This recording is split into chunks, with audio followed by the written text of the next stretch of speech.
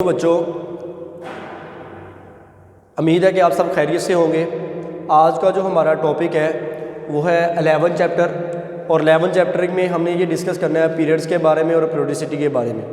तो बच्चे, इस चैप्टर की जो इम्पोर्टेंस है, वो जो अहमियत है, वो पेपर पॉइंट ऑफ व्यू से इसमें से 3 नंबर का पेपर आता है चैप्टर नंबर 11 में। लेकिन जो हमारा चैप्टर नंबर 11 में से काम करने वाला है अकॉर्डिंग टू स्मार्ट सिलेबस, उसमें से सिर्फ 11.1 जो है हमारे सिलेबस में इंक्लूड है, और इसी में से 3 नंबर का पेपर आना है। एक MCQ आना है और एक शॉर्ट क्वेश्चन आना है। ये 3 नंबर का पेपर आपका जो है इसमें से अटैम्प्ट होगा। तो चले स्टार्ट करते हैं। तो पहला जो इसमें इंपॉर्टेंस वाला चीज़ है वो है ये वाला टेबल। इसमें से एक MCQ बनता है, और वो MCQ कैसे बनेगा वो मैं आपको बता देता हूँ। Domain and range of trigonometric functions. जो आपके पास ट्रिग्नोमेट्रिक फंक्शन है, आपके पास 6 ट्रिग्नोमेट्रिक फंक्शंस हैं, साइन, कोसाइन, टैन, सीकन, कोसीकन और कोट। ये आपके पास ट्रिग्नोमेट्रिक फंक्शंस हैं। इनकी डोमेन और रेंज क्या है? तो बच्चे, जिन जिन वैल्यूज़ के ऊपर फंक्शन जो है वो डिफाइन होगा, मतलब अनडिफाइंड नई वैल्यू देगा, वो उसकी डोमेन में आ जाएंगे, और जो वैल्यूज़ डिफाइन वैल्यू को पुट करने से आएंगी वो उसकी रेंज में आ जाएंगे।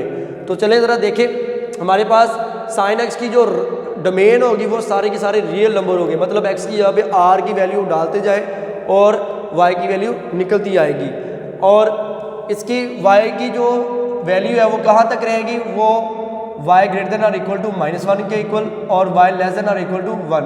मतलब -1 से लेके 1 तक जो है इसकी रेंज होगी, और इसका जो डोमेन है इसकी वो सारी की सारी रियल नंबर होगी। इसी तरह cos x की जो डोमेन होगी वो सारा के सारा रियल नंबर होगा। x की जहाँ पे आप r की वैल्यू पुट करते जाएं, रियल नंबर्स पुट करते जाएं, आपके पास y की वैल्यू आ जाती है। लेकिन जो y की वैल्यू है वो -1 से लेके 1 तक ही रहेगी, इससे ज़्यादा वैल्यू नहीं होगी y की वैल्यू। जैसे कि आपके पास सामने ग्राफ बना पड़ा है, ये साइन का ग्राफ है, साइन एक्स का ग्राफ है। साइन एक्स की वैल्यू देख लें कि जब आप पूरा रियल नंबर पुट करते जाएं, इसका ग्राफ यही आता जाएगा, सारा ग्राफ यही आएगा, और ये चलता जाएगा इस तरफ भी और इस तरफ भी, मतलब पूरा का पूरा आर आ जाएगा। लेकिन ये ग्राफ बाउंड रहेगा किसके दरमियान में? 1 और -1 के दरमियान में ये बाउंड रहेगा, जिस तरह उसने रेंज में, मतलब रेंज का सिर्फ 1 और -1 के दरमियान में रहेगी, इसके आगे नहीं जाएगी। ठीक है।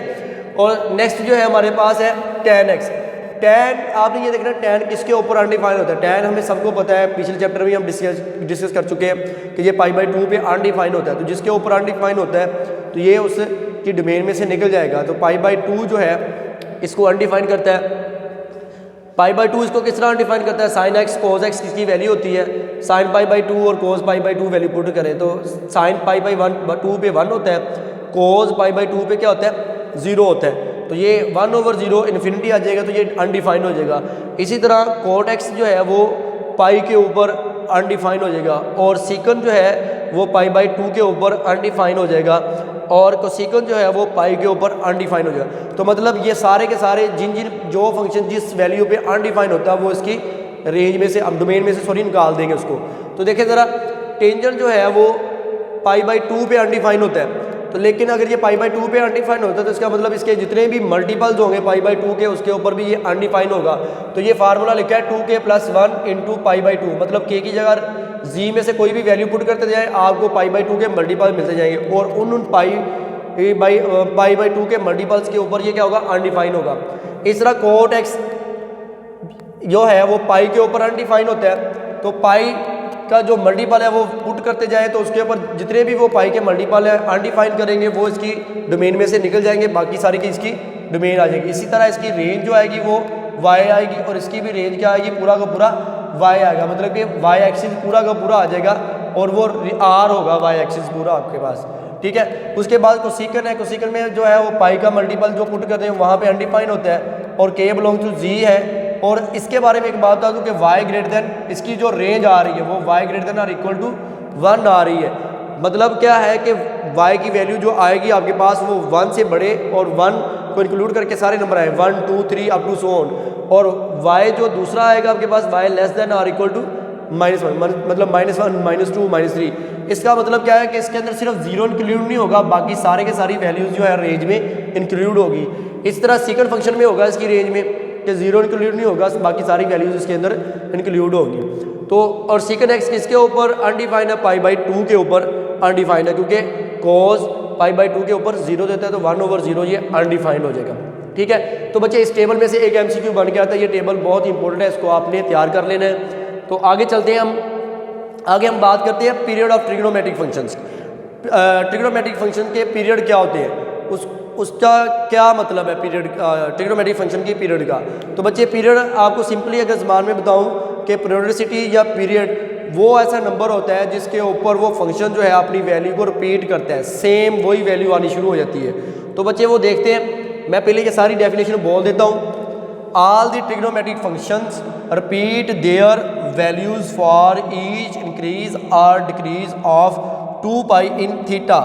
The values of trigonometric functions for theta and theta plus minus 2 k pi k belong to z are same.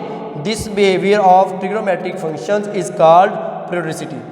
कि आपके पास इसकी डेफिनेशन को मैं बता देता हूँ कि सारे के सारे जो ट्रिग्नोमेट्रिक फंक्शन है वो वैल्यू को रिपीट करते हैं जब उसके थीटा के अंदर 2 पाई को ऐड किया जाए या उसमें से डिक्रीज़ किया जाए या सब्ट्रैक्ट किया जाए, तो वो जो ट्रिग्नोमेट्रिक फंक्शन है अपने बिहेवियर को चेंज नहीं करता, वो सेम ही रहता है, उसकी वैल्यू रिपीट होना शुरू हो जाती है।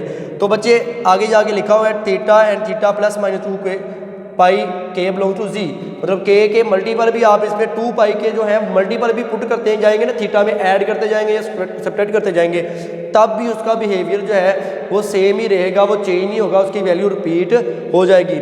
इस चीज़ को कहते हैं पीरियोडिसिटी।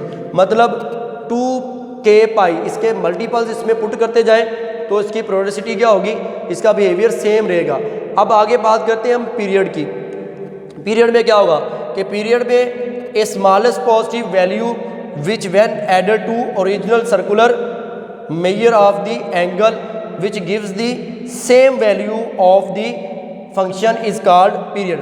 ऊपर पीरियोडिसिटी में हमने कहा था कि वो नंबर हम ऐड कर दें, 2 पाई प्लस का भी ऐड कर सकते हैं, माइनस का भी ऐड कर सकते हैं, लेकिन पीरियड की डेफिनेशन में हमने ये कहा है कि हमने सिर्फ पॉजिटिव नंबर ऐड करना है, और पॉजिटिव नंबर जो हम उसके अंदर ऐड करेंगे उस पॉजिटिव नंबर के ऊपर वो जो है वो जो फंक्शन होगा आपके पास trigonometric function, sine cos tan cot जो भी इसके रेसिप्रोकल हैं वो सारे के सारे क्या देंगे, सेम वैल्यू देंगे उस स्मॉल पॉजिटिव नंबर के लिए। तो बच्चे जिस स्मॉल पॉजिटिव नंबर के लिए सेम वैल्यू देंगे वो इसका क्या कहलाएंगे, पीरियड कहलाएंगे।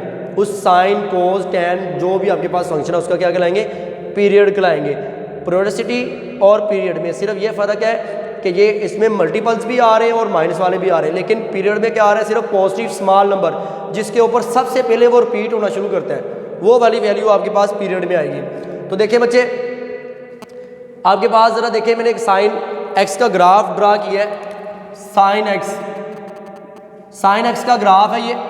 तो बच्चे देखिए ज़रा साइन एक्स देखें, 0 वैल्यू पुट की तो 0 दी उसने, 0 डिग्री पुट किया तो 0 दिया, 90 पुट किया तो 1 दिया, 180 पुट किया तो फिर 0 दिया, फिर 270 पुट किया तो -1 दिया, 360 पुट किया तो 0 दिया। इस तरह वैल्यू पुट करते हैं। आप बच्चे ज़रा देखें यहाँ से लेके यहाँ तक एक सेम लूप बन रही है, इसी तरह की पूरी लूप जो है वो आगे बनती जाएंगी, यही लूप। मतलब इसका क्या होगा, यहाँ से लेके यहाँ तक की लूप जो है वो इसका क्या हो जाएगी, पीरियड हो जाएगी। क्यों, क्योंकि इसके बाद फिर यही ग्राफ रिपीट हो जाएगा, इसकी इधर आगे रिपीट होता जाएगा ये ग्राफ, और ये भी ग्राफ इस तरफ रिपीट होता जाएगा। ठीक है बच्चों, अब नेक्स्ट जो बात मैंने आपको बतानी है वो ये है कि सारे फंक्शन के पीरियड क्या होते हैं, किन किन वैल्यू पे वो रिपीट होते हैं। तो period of sine x and cos x is 2 pi. Sine x और कोस एक्स के ऊपर जो साइन एक्स और कोस एक्स है वो अपनी वैल्यूज़ रिपीट करता है 2 पाई के ऊपर। 2 पाई के ऊपर दोबारा वैल्यूज़ रिपीट होनी शुरू हो जाती है, जैसे कि मैंने आपको ये ग्राफ भी बताया।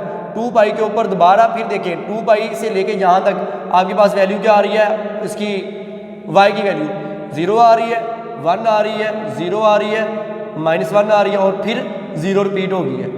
मतलब वैल्यू सारी रिपीट, यहाँ पे आगे वैल्यू रिपीट होनी शुरू होगी। तो यहाँ तक वैल्यू पहली दफ़ा रिपीट हो जाए तो वो उसका स्मॉलेस्ट पॉजिटिव नंबर आ गया, तो वो आपके पास उसका क्या आ जाएगा, पीरियड आ जाएगा। तो 2 पाई और जो है पीरियड है वो साइन एक्स का भी है और कोस एक्स का, और इनके रेसिप्रोकल्स का भी यही पीरियड है। इसी तरह टैन एक्स का और कोट एक्स का जो पीरियड है वो है पाई, जिनके ऊपर ये वैल्यूज़ अपनी रिपीट करते हैं। ठीक है बच्चों, अब हम चलते हैं इसके क्वेश्चन की तरफ। 11.1 के जो आपके स्मार्ट सिलेबस में क्वेश्चन शामिल हैं उनको हम ज़रा करते हैं। छोटे छोटे क्वेश्चन हैं और 2 नंबर का ये क्वेश्चन आना है। ज़रा देखें, cos 2x के cos 2x का आपने क्या फाइंड करना है, पीरियड फाइंड करना है बच्चों।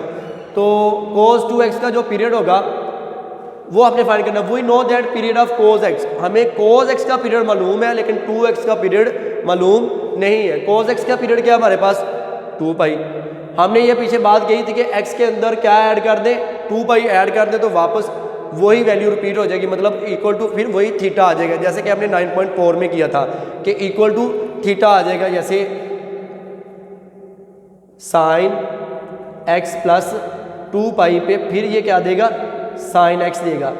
ये आपको मैंने चैप्टर नंबर 9 के 9.3 में भी ये बात आपको करवाई थी कि वापस वही वैल्यू आ जाएगी कि अंदर उसके अंदर 2 पाई ऐड करेंगे। तो 2 पाई इसका पीरियड है, तो हमने इसको सोल्व करने के लिए 2x में क्या ऐड कर दिया, 2 पाई। अब यहाँ पे बच्चे हमने वापस क्या लेना है, x, सिंपल x लाना है, क्योंकि यहाँ पे x की वैल्यू है, सिंपल x लाना है। तो इसमें से क्या कॉमन लेंगे, 2 कॉमन लेंगे, 2 कॉमन लिया तो x प्लस पाई बचा। तो मतलब ये वाला जो है पाई पीरियड आ गया cos 2x का, means the period of cos 2x is pi. तो इसी तरह बच्चे tan 4x है, tan 4x का जो पीरियड आएगा वो देखते हैं। We know that period of tan x is pi, हमें पता है कि tan x का जो पीरियड है वो पाई है, जिसके ऊपर उसका ग्राफ जो है वो रिपीट होना शुरू हो जाता है, y की वैल्यू रिपीट होना शुरू, जिसके ऊपर उसकी वैल्यू रिपीट होना शुरू होती है, तो ये पाई है। तो पाई उसका पीरियड, लेकिन हमने फाइंड करना है tan की 4x का और पीरियड फाइंड करना है। तो उसमें क्या किया हमने, पाई के ऐड किया। हमें ये पता है कि हमने x को क्या करना है, अलहदा करना है, क्योंकि हमारे पास x अलहदा होगा, थीटा हमारे पास अकेला होगा। तो हमने क्या करना है, x में से 4 क्या लिया, कॉमन लिया। यहाँ में से 4 कॉमन आ रहा है, कॉमन ले लिया, लेकिन पाई में से 4 कॉमन नहीं आ रहा। तो अगर 4 कॉमन नहीं आ रहा तो 4 क्या हो जाएगा, यहाँ पे डिवाइड, मल्टीप्लाई नहीं हो रहा तो यहाँ पे क्या आ रहेगा, डिवाइड हो जाएगा। तो इसका मतलब is the period of tan 4x is pi by 4। आगे आपके पास क्वेश्चन नंबर 5 है, उसमें क्या लिखा है कि साइन x ओवर 3। तो हमें पता है कि साइन का पीरियड क्या होता है हमारे पास, 2 पाई। तो we know that period of sine x is 2 pi. हमने क्या किया, x ओवर 3 में 2 पाई ऐड किया, क्योंकि हमें पता है कि इसके ऊपर ये वही वैल्यू दोगा जो x ओवर 3 के ऊपर दे रहा है। तो हमने यहाँ पे क्या, क्योंकि x को अलहदा करना है, तो यहाँ पे हमने क्या किया, 1 ओवर 3 जो है वो कॉमन ले लिया। कॉमन लेने के बाद देखें 2 पाई में से तो 3 कॉमन नहीं आ रहा था, 3 जो है बटे में से 3 कॉमन नहीं आ, बटे में से डिवाइड में से कॉमन 3 नहीं आ रहा, तो मतलब 3 इसके साथ क्या हो जाएगा, मल्टीप्लाई हो जाएगा। तो ये x प्लस 6 पाई आ जाएगा। यहाँ पे 3 डिवाइड नहीं हो रहा था, जब हमने 1 ओवर 3 कॉमन लिया तो इधर मल्टीप्लाई हो जाएगा। ठीक हो गया बच्चे। तो इसका मतलब 6 पाई साइन x ओवर 3 का पीरियड आ गया। अब चलते कोट 8x की तरफ। कोट 8x का क्या है, हमें पता है कि कोट का पीरियड क्या है, पाई है। तो हमने उसके अंदर पाई ऐड कर दिया और x में से क्या कॉमन लिया, 8 कॉमन ले लिया। 8 कॉमन लिया तो बच्चे पाई के साथ 8 मल्टीप्लाई नहीं हो रहा तो मतलब डिवाइड हो जाएगा। अगर डिवाइड नहीं हो रहा तो मल्टीप्लाई हो जाएगा, अगर मल्टीप्लाई नहीं हो रहा तो डिवाइड हो जाएगा वही नंबर। तो मतलब पाई बाई 8 जो है इसका पीरियड आ गया। तो बच्चे ये सारे के सारे क्वेश्चन आपने इसी तरह कर लेने हैं। इसके अलावा जो 2-3-4 क्वेश्चन जो आपके रह गए हैं इसके रिलेटेड स्मार्ट सिलेबस के अकॉर्डिंग, वो भी आपने अटैम्प्ट कर लेने हैं। अल्लाह हाफिज़।